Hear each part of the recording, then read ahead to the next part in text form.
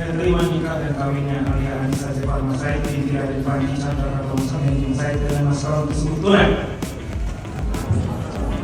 Alhamdulillah.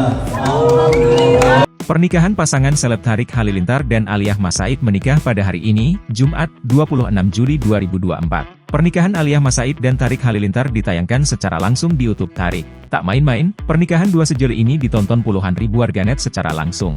Prosesi akad nikah Tariq Halilintar dan Aliyah tepatnya pada pukul 8, pukul 11 waktu Indonesia Barat. Sedangkan lokasi akad nikah bertempat di Dian Barombe, level 11 Raffles Jakarta Hotels. Dalam akad prosesi nikah itu terlihat juga sosok Presiden Joko Widodo, Jokowi, dan Ibu Iriana yang datang memenuhi undangan. Yang lebih hebat lagi, ternyata Presiden Joko Widodo disebut memenuhi permintaan Tariq Halilintar sebagai saksi pernikahan. Hal ini diketahui dari Instagram Story Tariq Halilintar. Dalam keterangan unggahan tersebut, prosesi akad dan resepsi akan ditayangkan secara live di YouTube Tariq.